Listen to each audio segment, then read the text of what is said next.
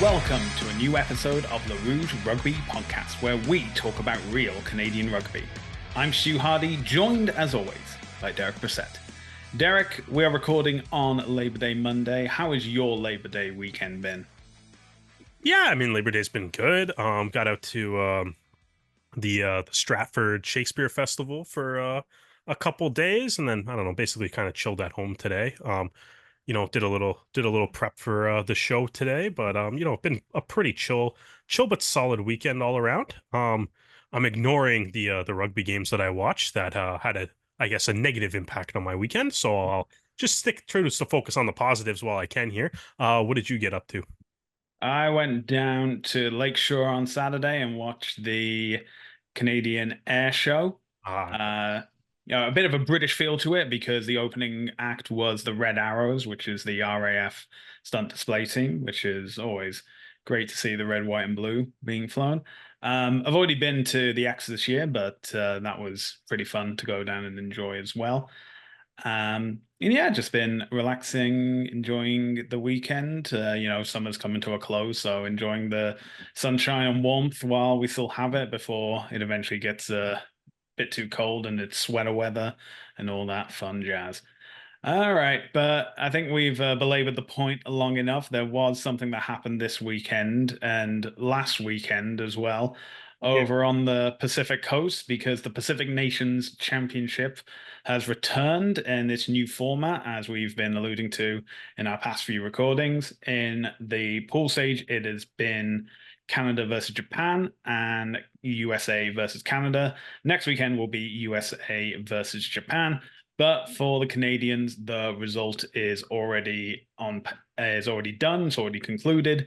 They will be playing in the fifth place playoff. So before we look at the game that was this recent weekend, let's cast our minds back to a week ago when we had the game against Japan. Now, I think going into this, Japan is currently ranked or was ranked at the start of the tournament 14th in the world, a considerable gap to Canada.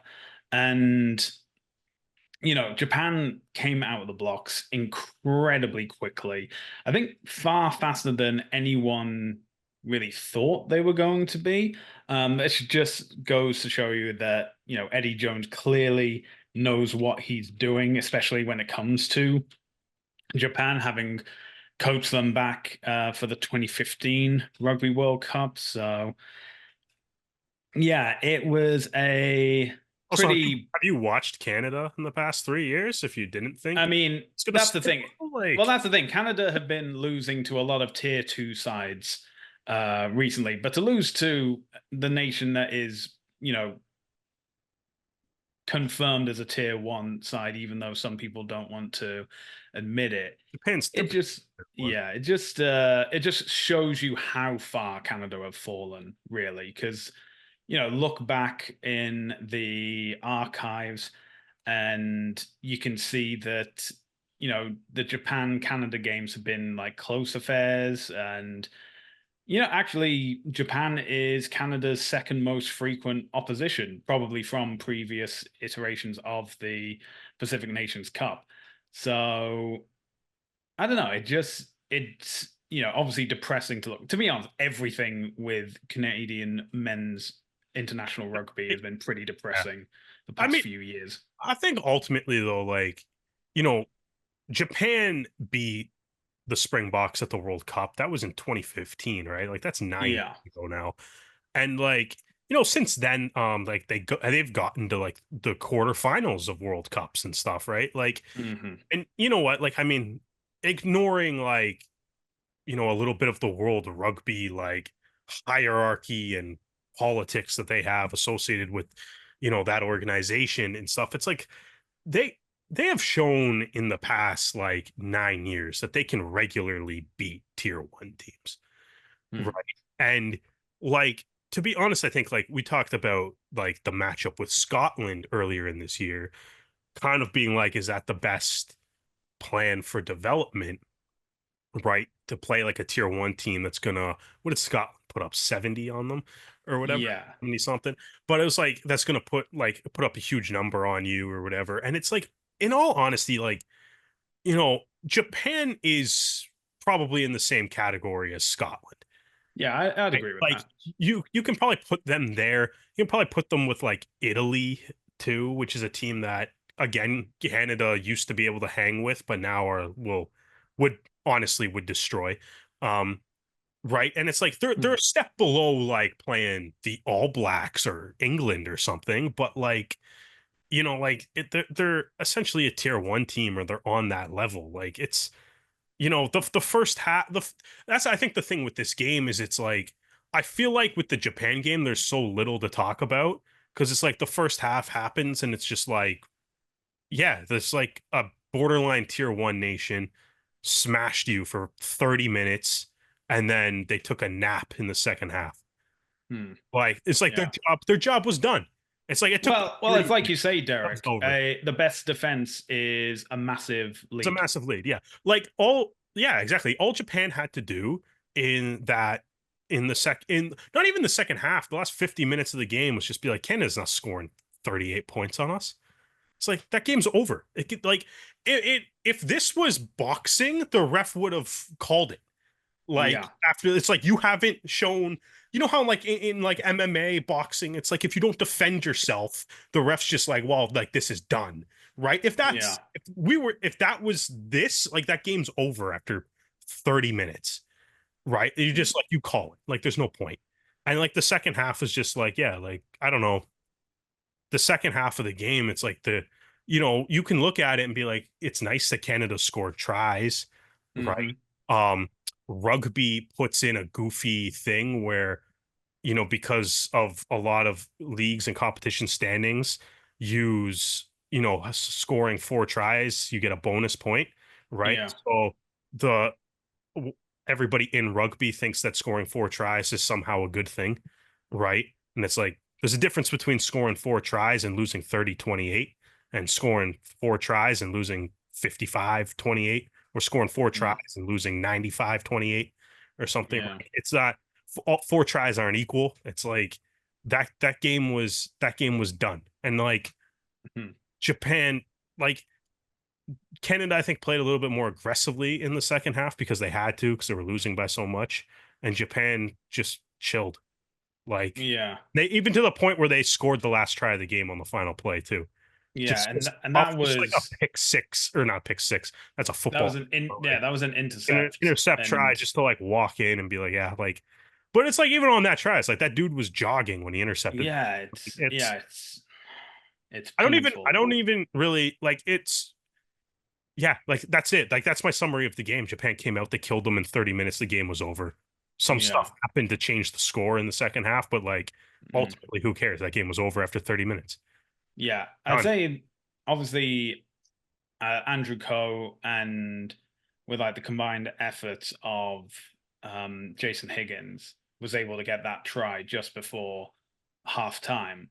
And then, there's always this talk about, you know, whichever team scores out to the second half, that will be like the deciding momentum swing. It's a big momentum swing, yeah. Um, That it didn't happen. and yeah, and 3 minutes after the second half whistle, Lee goes over for another try for Japan. That's well, I mean, like that's kind of the thing that Hmm. I feel like this is going to be a theme of the podcast of this episode, saying it's like I feel like we've talked about this before, um, Yeah. but like that has been a problem in the Kingsley Jones era. Is like Mm. Canada does something well, or say in this game, Canada starts terribly, Yeah. right? Like there's nothing positive you could take from the first 30 minutes of this game, right? Other like that's it. That's other than I don't know. BC Place Stadium looks nice. I don't know. There's no positives you can take from it. Yeah. Um, right. But then it's like you look at that and you could be like, okay, going into the second half now, we just scored a try. Let's build. Mhm. Right. And then it gets taken away. And that's something that I think happens all the time. Whenever Canada does a positive thing, they can never build on that. Because it's like the Yeah. positive thing, Rugby Canada's men's team, like when you watch some of these games, is the epitome of like one step forward, 2 steps back. Like Yeah. every single game is like that. But sometimes though, it's one step forward, 5 or 6 steps back, right? And then like another positive thing, or you start 5 or 6 steps back and then eventually take one step forward. Um, but like, yeah, that's just that's I don't know, man. That's just the way it's gone forever. Or like it feels like it's been a long time of like they have a hard time building. They seem to have a hard time building momentum.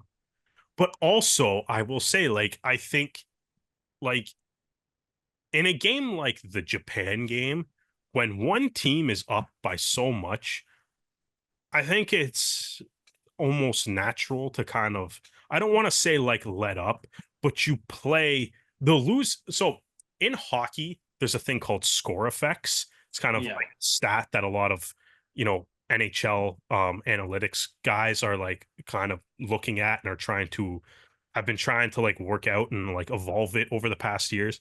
Essentially, those score effects is like, it's not even so much a stat, but it's like how stats are how stats are affected by the score of the game, right? Mainly like a team that's losing going into the third period is going to have to play more aggressively in order to win the game. So they're going to have to take more shots, be generally play the game more aggressive, block more shots, take more chances offensively, etc., stuff like that. Whereas the team that's winning, right, doesn't really have to do any of that.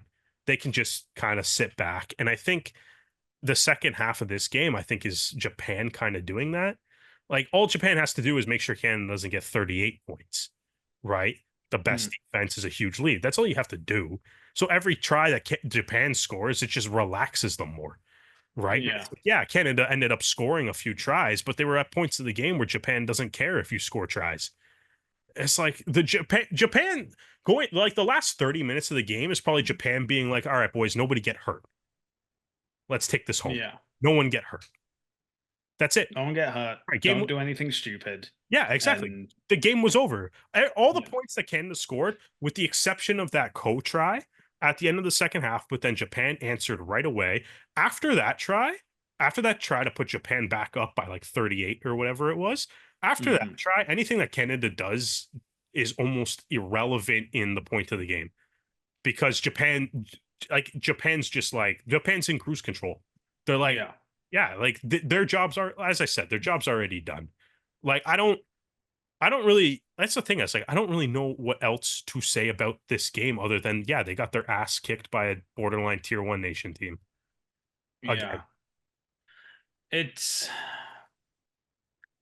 yeah, Yeah. it's What else do one you thing. want to say? So one of the things is that in the Pacific Nations Cup Yeah. this time around, because of we now know that the PNC in 2025 will be used as qualification for Yeah. the Men's World Cup in 2027. Yeah. That's Is going to like suck. it's like yes, this is going to be bad. Yeah. Part of me had made the joke of, oh, this is the year you want to lose because you then lull your opponents into a false sense of security. Um, and I meant that entirely as a joke because I know in reality, um, first of all, Japan and Fiji have already qualified, so they don't need to send their, first 15. This can be the option to have guys get international experience before Eddie Jones makes the call of who he's taking to the World Cup.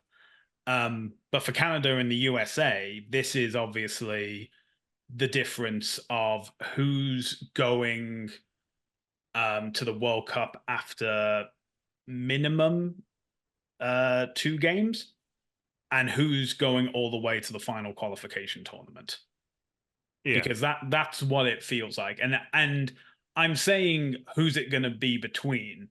The history of like the past 5, 10, 15 years is telling us that only one team is going to be going to the final qualification tournament, and that is Canada, because the fans, the um, rugby community have been saying the same thing since Huh. 2019, and shouting it since 2021. The coaching structure you have in place isn't working. We did an episode called "The Definition of Insanity" when this came out, and it's yeah, I might as well just scream into the void because I'm more likely to get a You know, sensical response at that from point. I think like screaming into the void though, like honestly, feels like the whole vibe of the Rugby Canada fan base and everything now. I mean, like you look at the like the social media chatter like surrounding the game, the people that were watching the game live.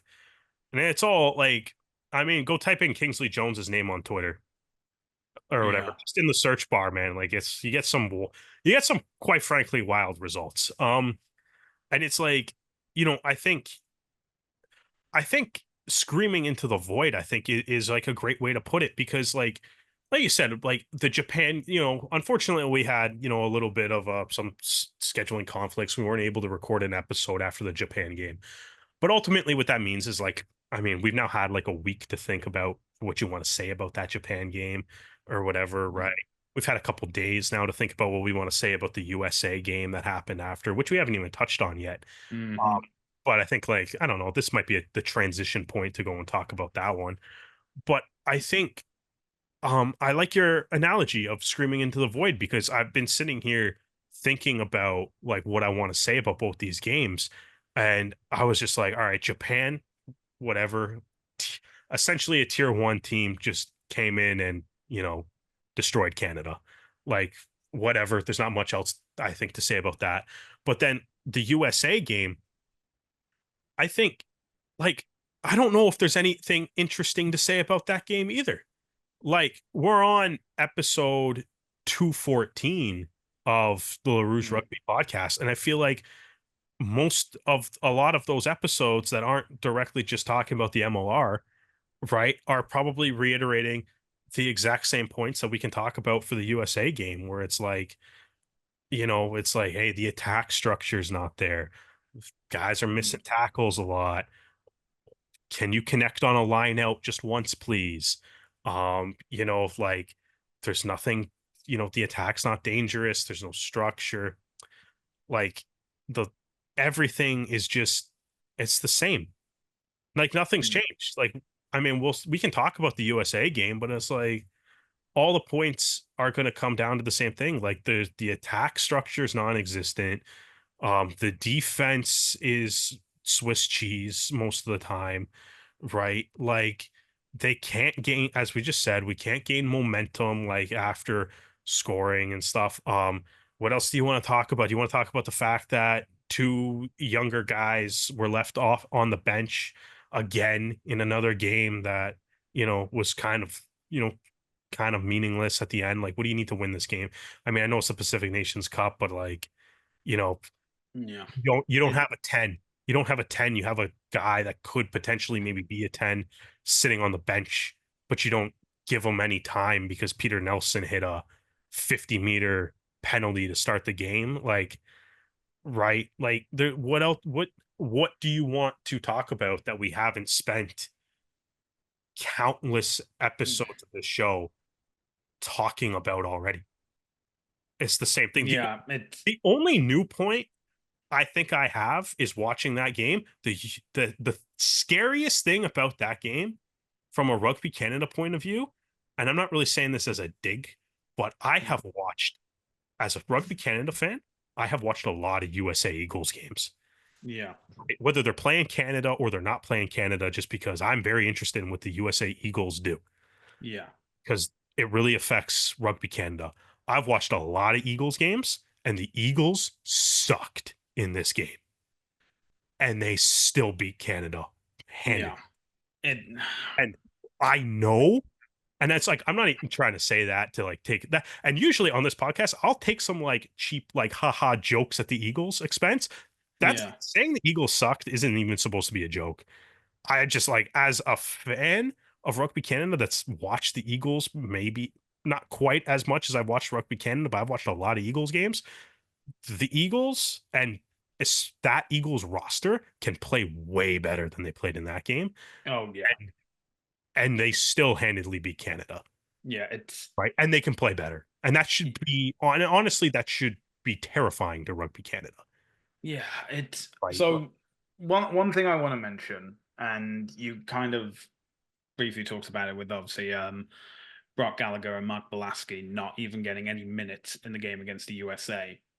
Yeah. So obviously when you're playing, you know, best case scenario, you're going to be playing two games in Japan and you're only getting one home game. Then you have to go to Los Angeles. Then you have to go to Tokyo. Hmm. Your touring squad is limited because it's obviously not a World Cup squad. You're not getting any benefit from World Rugby on that. And as a result, you reduce your squad. So Canada says their squad is going to be 28 players. And I'm like, you know what? That makes sense. It's a cost saving measure, but you have, a match day 23, and then you've got 5 players to like rotate with. You have what was it, 6 days from the Japan game to the USA game. The only difference is that Talon McMullen started and Cooper Coates was on the bench. Talon That was McMullen it. deserved to start, but Pardon? I was gonna say Talon McMullen deserved to start. And that's the thing. I'm not complaining about I know. I'm not Talon saying going you're off the saying, bench and starting. I'm saying you have 5 other players in this squad. yeah, You have a 6 day turnaround, and the next game after that is 14 days. So you have time to recover players from the USA game before the games are held in Japan. Why are you putting out a carbon copy squad for 6 days' time? And don't give me that excuse of, well, in the World Cup, we actually have a very short turnaround time. yeah. Cool. Qualify for the World Cup first. So I don't Then you can do have to. short term rotations. Well, I think that's another example of screaming into the void. Like Yeah. we have Yeah. that exact same thing, right? We probably could have just gone back. Honestly, we probably could have just gone back, found another episode where Canada played the USA, just copied like the audio from that episode, dropped it in here, put it out as new, and like nobody would notice. Yeah. But I think, like, I think that's the other thing though too, right? Is you're saying like McMullen got put in like that was added as a starter, right? And I think that's the thing that also frustrates me the most about, the player usage and some of like these new guys. It's like the best players in a lot of these games recently have been the new guys. Like the rookie players on their first like 5 caps or whatever, right? They've earned like I think like even like Caden Dugood played pretty well over the last 2 games, right? And he got his first cap, second cap as well, right? Like he's like he played really well, right? And as you said, like McMullen's both the McMullens are playing great, right? They're scoring tries, they're making things happen, right? And I would love to see what like more guys can do. Like Calixto Martinez, yeah, he had a yellow card, but he was decent in the game too, right? Like Mm. I think you get some of these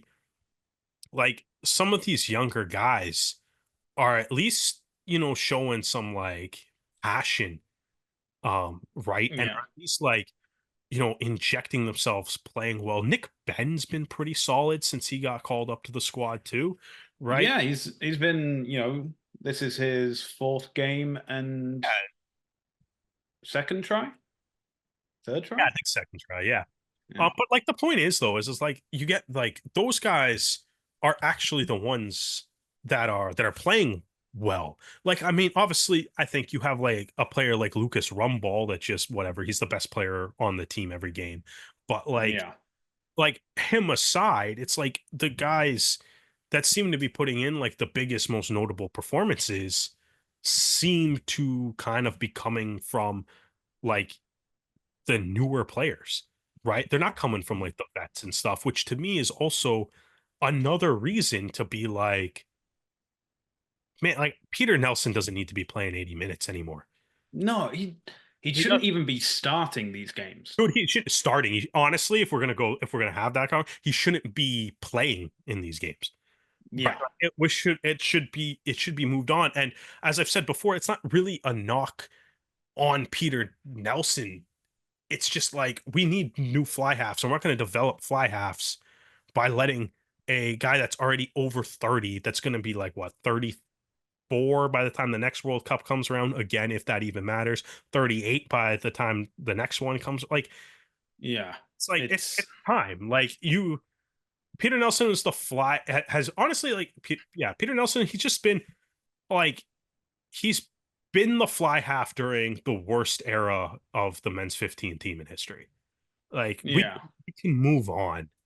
Like give anybody a chance, man. Bring like And I Bolaski. think I think what also adds to the whole screaming into the void Oh thing, yeah, because we've had the Peter it Nelson conversation 20 times this year already. Yeah. not just that, it's this outdated mentality. And we have been saying since Canada failed to qualify for the 23 World Cup in 2021, is saying like, oh, now you have more time to bring in younger players and give them the experience on the international stage. Yeah. And we still have Peter Nelson. Yeah. And, you know, Also not even playing pro right now, by the way. yeah. Like And we have Graydon Bowd, who admittedly is also in over his 30. 30s as Yeah. well. He's That's 32, but he's been playing professional rugby for Old Glory DC. So you also have Povey. Oh, yeah, well, who admittedly has not been used as much by Utah as I would have liked, and like it's not even so much though about like how often like they get used. Like it's just like you even have like Shane O'Leary in Miami who played mostly 15, but he did play a few games at 10. I think yeah, Echeverry got hurt at some point. But it's like like but the thing is though, is I think in saying like the names that we just kind of said too, I think is also kind of part of the problem. Like you said, Great and Bowd also over 30. yeah. And it goes against my biggest point for why we need to move on from Nelson, right? Yeah, I was making that more of the point of I he's agree. been playing professional rugby I agree with that. recently. I agree with that point. But Um, yeah, Rob Povey, he should be the guy that's getting more yeah, time. but I even know I like know there was a conversation of like Will Kelly, and that seemed to have fallen apart over the last couple of years. But he's a young guy, a young Canadian fly half. so like And even but I yeah, Kelly's interesting. But like even Povey is like Povey's 27. yeah. Right? So next World Cup he's 30, right? Like Uh or yes. yeah, next World Cup he's going to be over 30, right? So it's like, but you have like obviously we have no fly half depth, right? No. And the fly half depth that is there, right, is aging. Hmm. Like, you know what I mean? Like we just named, like you kind of just named your best, like the names that you just rattled off, right? Some of these guys coming through, like O'Leary, again, like over 30, right? Bowd's over 30. Povey would be over 30 at the next World Cup, but I guess he's young enough now, right? Will Kelly's not playing in the MLR anymore, right? Or pro. I think he's like, right. So it's like you have that. Um, you have all of these, like there's no fly half depth, so you got to develop it, Yeah. because it's like you can't like that's why I'm like watching, like I would rather see like Bolaski play 80 minutes and like struggle and try to battle through that and figure out what it's like playing test level rugby and Yeah. Canada lose, right? And have Canada lose, right? Hmm. Then have Peter Nelson appear to be battling and figuring out what it's like to play test level rugby, right? Like, and Canada be losing. Yeah. Like that's, you know what I mean? Like Yeah, that's if we're gonna lose, at least give the new guys yeah, the like if, opportunity. Give them the experience of, yeah, saying like, oh, if you think this is bad, just wait till you get to the World Cup. yeah. But you need to actually get to the World Cup. So that's the thing, right? It's just like you look at like that Japan game. I think would have been is like kind of the perfect example, right? It's like the Japan Yeah. game is a game where you should go in at half. Like quite frankly, I would love to be like go in at halftime, be like cool. All 8 guys that are on the bench, you go at halftime. Yeah. It's the worst thing that's going to happen. We're losing by 38. Yeah. It's Stuff like that. Like that's again, that's the biggest. I think that's the biggest problem with the lineup decisions. Though is y- we are now at the point where it's like you can genuinely argue for other players being included in the lineup with what's the worst that could happen, right? yeah. And it's an actual legitimate argument because of where we are, right? And I mean, we still haven't actually talked about the USA game. Okay, so I was kind of like looking up the history of Canada USA, right? And it's Hmm. like I feel like when we talk about and when people talk about like the downfall that Rugby Canada has been on, the downwards trajectory for like last 10 years, even before Kingsley Jones was the coach, it was going down. Right. Yeah.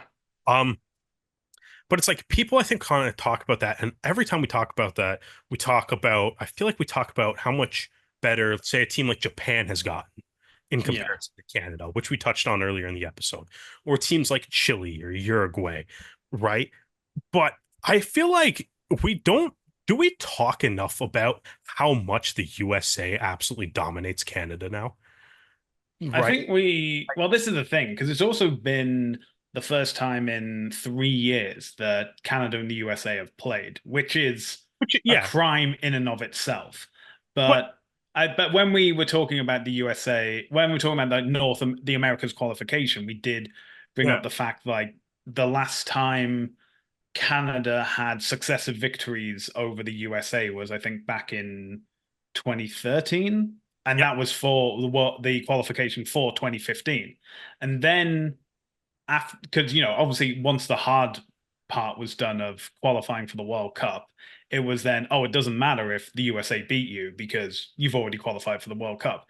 And then, you know, qualifying for 2019 comes around, the USA I think the USA and Canada draw, then Canada lose to the USA, which then puts them in a series against Uruguay for America's two.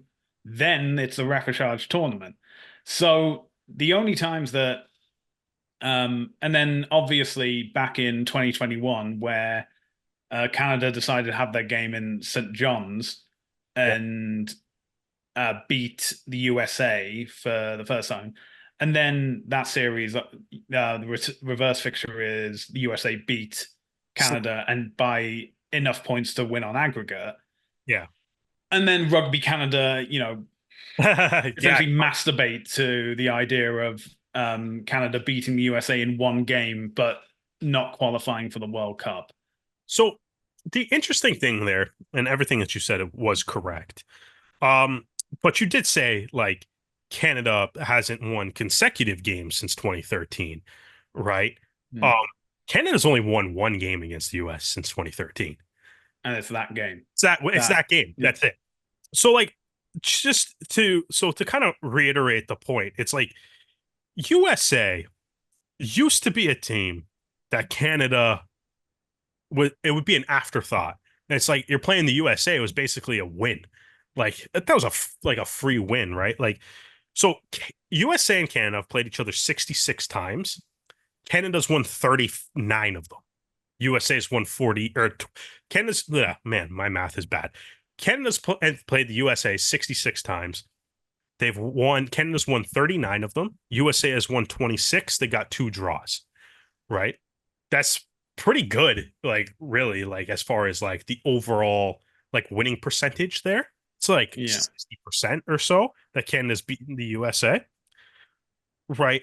But going back to 2013 right now, so the last 16 games that Canada has played the USA, Canada has 1 win, 14 losses, and 1 draw, yeah, right? In the last 16. So you take away that winning percentage, or you take away those last 16 games. So you go that back to after where Rugby Canada was at 50 games. At one point against the USA, Rugby Canada was third, like, what would that be? 38-12 against the yeah. USA all time. The USA has essentially doubled their Yeah. amount of In the wins in in the the last last decade. in the last 10 years, the USA has doubled the amount of wins they had in the entire history against Canada. Yeah, it's Like it's actually like if you right, and they're now ranked higher. They've lost, like I said, like you said, like I mean, there's obviously a very weird, unusual gap between them playing in the last 3 years. Um, but like, yeah, like you got to go back and like just to also illustrate it, you can go back to like before that streak began, where I cut off that streak at the last 16 games. Canada won one, two, three, four, five, six in a row. USA lost. yeah, Canada, yeah, like yeah, and then Canada won another four in a row. USA win another three in a row. Like it was the last time the USA beat before that streak began. The previous time that USA beat Canada back to back games was 2003. yeah, Right. So it was 10 years before that streak started. Right. And then the previous time before that was 96. Right. And now yeah, USA, as I kind of mentioned earlier, can put out a subpar performance and beat Canada. yeah. Like And it's been a lot. Like it's like yeah, like it's been crazy. And like you said, it's like I don't know what else to do other than, as you said, scream into the void. yeah, Like, and we've I talked think about the same stuff for 5 years on yeah. this show. And the thing that concerns me further is that, this is we're talking about 2024 with qualification for 2027 coming up next year. Yeah, Well, the World Cup after that is being held in the United States. So they automatically qualify, regardless of whether they even go to the World Cup in Australia or not. So yeah, that means they don't have to, worry about going to repechage tournaments or going through qualifiers that way. yeah. So now we're adding another hurdle for Canadian rugby because now they're the ones who are going to have to, obviously we don't know what the qualification format for 2031 is. I mean, we only just found out for 2027. Yeah, So, but I mean, it's if this is the case that statistically it's going to be Tonga that Canada face in the fifth place playoff, and as shown last year, Tonga are very strong, very dominant, and beat Canada in successive games over 5 days. yeah, Canada's just falling further and further and further at the wayside. And, you know, I've said it before of that the thing that has been holding the Canadian men's team back is the nation's or the national team's inability to adapt to professionalism for following 1995. Because you look at Japan and Chile and Uruguay, who, were in the same boat as well. They weren't taking it professionalism as seriously as it meant to. And to be fair, a lot of countries either didn't or couldn't. And then they did. Japan took it professionally. Japan then bid to host the Men's World Cup in 2019, and they had a ton of investment as a result. They had the Sunwolves in Super Rugby before that inevitably collapsed because of COVID, but they still have League One going on, and they still have incredibly strong teams and a professional structure that helps them. Uruguay and Chile, they now have Super Rugby Americas.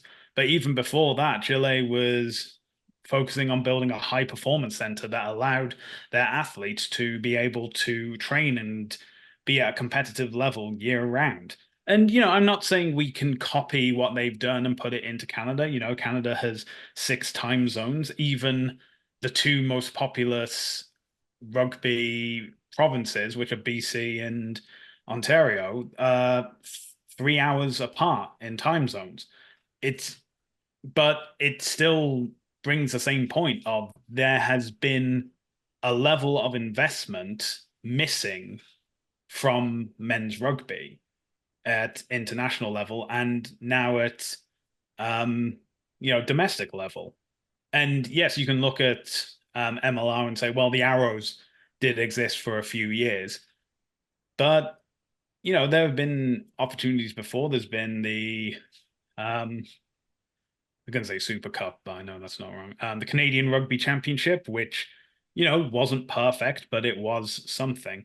And maybe it's what Canada needs to focus on is maybe flying multiple time zones isn't a viable solution. I mean, just look at how Super Rugby contracted and Mhm. their South African teams were kicked out, and they're now in the United Rugby Championship, which admittedly feels like further travel, but it's still in similar time zones, and it just works out. Maybe it's what needs to be looked at is focusing more on the provincial level and having provincial competitions that feed into a national competition. Mhm. But this conversation and this like idea of like, oh, what can be done to do it feels at this point 20 years too late. It just feels as though like things need to change. And until they do, we're just screaming into the void. Yeah, I mean, like it's it's funny because it's like, obviously when, I feel like when you say like all these things that need to change and stuff, sometimes it's like not necessarily like helpful to like um, talk about all these things that should be changed without like offering up like your own suggestions and stuff. And like I think that's kind of the craziest thing that I think we're witnessing right now is you kind of look at like some of the changes, like any of the changes that seems to be happening, right, seem to kind of be happening outside of Rugby Canada, right? Yeah. Like kind of look at the formation of like the Vancouver Highlanders, Yes. the Atlantic Privateers, the fact that the Arrows Academy is still going, Hmm. right? All these different like little high performance programs that are popping up across Canada. The Coast to Coast Cup had a couple new teams from where they from? Alberta, the Prairies, right? Like, Yeah. they had a couple new teams pop up from there too, right?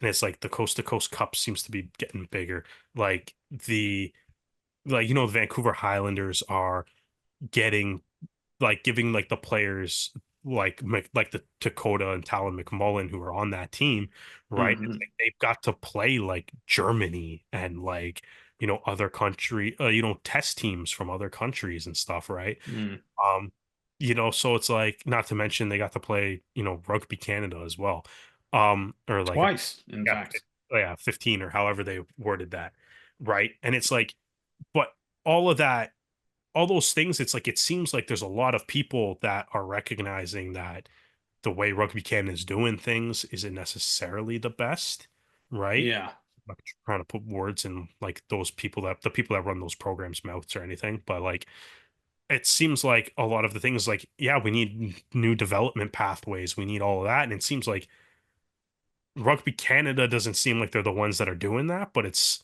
maybe slowly happening. Um, Mm.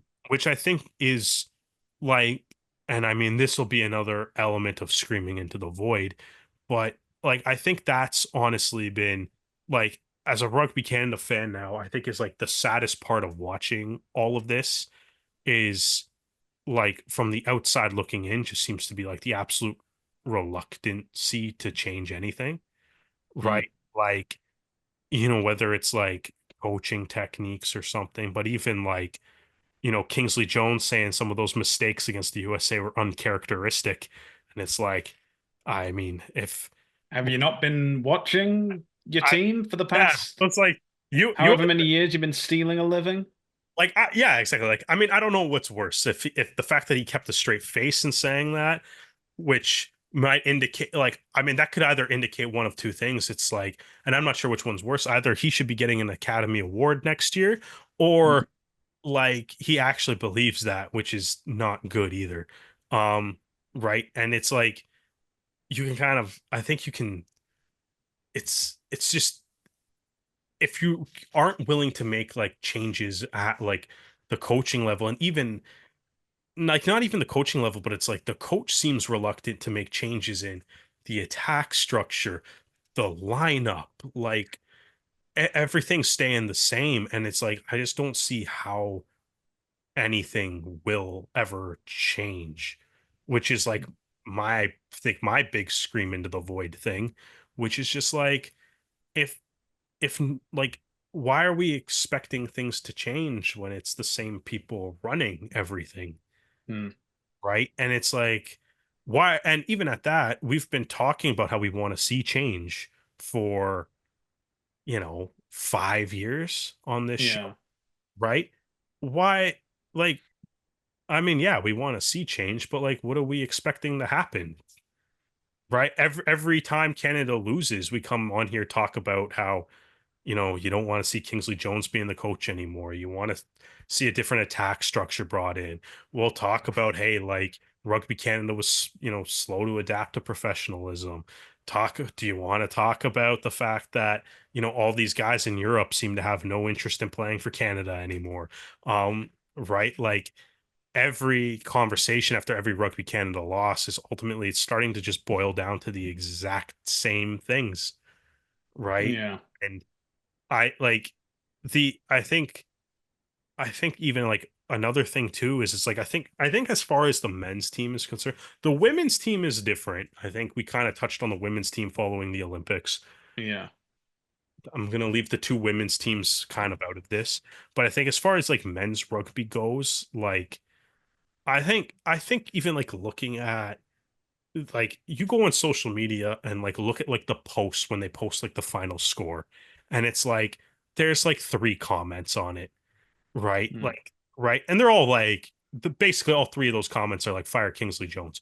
But like it's like you can literally like look at the numbers on all their posts and being like their social media engagement seems to be going down significantly. Watching games and following games like on social media, like through like Twitter or whatever, seems like there's a lot less people kind of engaging in that. I mean, even to be honest with me, it's a little pot calling the kettle black because I'm kind of guilty of that too, yeah. of like not necessarily tweeting as much during these games. Um, but it's hard. Like Rugby Canada, I think has with the men's team, in all honesty, has crossed a very dangerous line, I think, where it's like, I don't even think the fans are angry anymore. And I think, like, and I'm saying this because I think this was my feeling watching the games. It was Yeah. just like, it's just apathy at this point. Yeah. It's like, if you turn on the game, it's because you really love rugby. But it's like watching the team play is just like, it's just yeah, like the you turn on the Japan game and I'm like, oh yeah, they're losing 38 nothing 30 minutes into this. Like, do, Mm, do I want to watch the last 50 minutes? Right? yeah. It's like, and it's like, or maybe like, right? And it's just like he used to see like a ton of posts and stuff, and it's like, man, like I think they're like that's kind of I think the saddest thing right now is like you would rather have people be angry than people like not caring. And I think that's kind of the saddest thing going into like whoever they're going to end up playing on the 14th. It's like that game's going to be in Japan, right? What Yeah. time is that game going to start at? Like, is anybody going to bother waking up to watch that? Yeah. Watch them It's lose again by like 40. Like, I think, and in all honesty, like, I'm saying this because it's like, obviously, like, I consider myself a huge Rugby Canada fan. I mean, we have yeah. a podcast, and even like, we have a podcast about it. Like, I've dedicated a lot of time, effort, and energy into like covering rugby and like watching Rugby Canada play. And even I'm like looking at some of these games, being like, I don't know, man. Like, do I really want to watch that? And it's like watching this USA game too. It's like cool. Like I said, it's like it feels like screaming into the void because I was like, every point that I want to make about the USA game has been the same like 5 points that we've said about every Rugby Canada game in the past like 3 years. It's I just think I think there's like three occasions where I can pinpoint Canadian rugby fans just feeling apathetic to this product. The first one is in 2019 when Italy thrashed them in the World Cup, knowing full well 4 years ago that was a close encounter. Mhm. and you can physically see how far the men's team have fallen on the world stage. The second one is their failure to qualify for the men's World Cup in 2023, losing that fixture in Chile. And the third is when Kingsley Jones was rehired, because Mhm. there's nothing you can really say or do at that point. You're like, the people in charge are not listening to me. They're not listening to us. And if they don't care, why should I? But anyway, I think we have been talking about this for too long. So if you want to join us and scream into the void, Canada are playing on September 13th in Japan. That game will be at 3 a.m. Eastern time. So, set your alarms or do what I guess most of us are going to do and just wake up to the score at a reasonable o'clock. And yeah, go from Or that the way. score of that game may determine the interest level in watching. Yeah.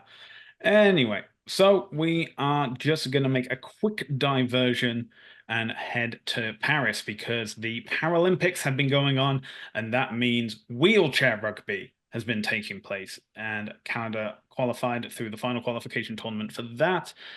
Despite being second in the world and the runners-up at the Para Pan Am Games, but only 8 teams can make it, so here we are. Opening pool game was USA versus Canada. USA narrowly won that by 3 points, 51 to 48.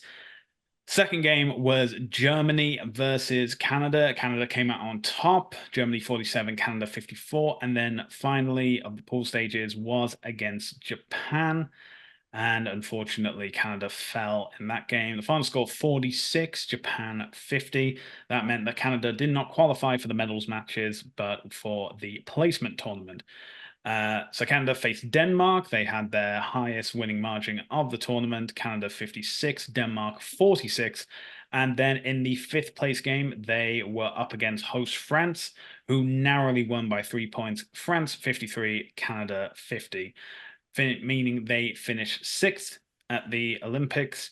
And, very disappointing. Obviously, if a few more points could have been scored against the USA, maybe they would have been in the medal matches. But it is what it is. And to be fair, a number of teams weren't even able to make it to the Paralympics. So getting this far is a great enough acknowledgement in and of itself. So congratulations to Wheelchair Canada. Obviously disappointment for finishing sixth, but you represent Canada on the global stage. Congratulations and wishing you a safe journey back. Uh, so I don't know if you saw this, Derek, Mm. but the women's elite rugby competition that is set to begin next year in the United States, it had already added three locations. It has now added its final three for a total of six. So those locations next year are going to be Boston, New York, Chicago, the Twin Cities, Denver, and the Bay Area. So we are finally going to have a professional women's rugby tournament in North America, in the United States. Um, Si- and now people have been asking, oh, is Canada going to get involved in this? And, I think it's probably going to go like the same way as MLR in the sense of the first tournament or the first year of the tournament will probably just be United States, and I think that has now been confirmed. And then we will see if there's going to be any expansion into Canada from another point. I know that whenever we talk to anyone from the Arrows, they said like the biggest hurdle was the legal side because you're technically a foreign team playing in the United States for the majority of the time. So I think that's going to be the biggest hurdle to jump. Obviously, we may be getting to see a lot of Canadian players be signed up by these teams and giving them an opportunity to get some professional experience, especially ahead of the World Cup that's going to take place next year in England. And this doesn't have to be. I'm not expecting Sophie de Goody to suddenly announce her decision to play for New York instead of Saracens. I know you'd hate that, especially Derek. I would hate that. Yeah, I would hate that. Um, Yeah, unless she's coming to play for Toronto in the future. okay. Yeah, but I think like once we get a Toronto team set up, or hopefully a Vancouver team set up, something to either appeal to like the East or the West Coast. I think you know, I think we could hopefully see a women's team, but even the women's players that can get the opportunity to play for any of these teams, such as in the Twin Cities or the Bay Area, I think that would be a I think. fantastic opportunity for them. I mean, realistically, I think like it's really cool to see like a professional women's rugby league, getting off the ground next year, and hopefully everything goes well. I think as far as like franchise locations go, I think it will be the exact same thing as the MLR, which is, do you have the money to do this? Mm, You can have a team, right? Yeah. It's But really all it comes down to. yeah, and if you want to find out more about that competition or when it's going to be kicking off, you can find out all on their website, womenseliterugby.us. And if you would like to listen to any more of our podcasts, especially the ones where we're talking about Canada just feeling apathetic for them in any way, shape, or form, you can also watch those episodes as well as check out some of our written pieces on our website, therougerugby.ca. You can also find our podcast on Spotify, S4P, and Apple Podcasts. We have our YouTube channel at The Rouge Rugby. Make sure to like and subscribe and hit the bell notification to stay up to date with all our videos. We're also available across social media, including Facebook, Twitter, Instagram, TikTok, and Threads, all at The Rouge Rugby. Derek, where can people find you on social media? At Percent the Jet across all social media platforms. And you can find me across social media at Hardman, spelled H4RDMAN. Well, that's where we're going to end this episode. Derek, thank you for joining me, and thank you all for joining us for another episode of the Rouge Rugby podcast. We hope you can join us again next time.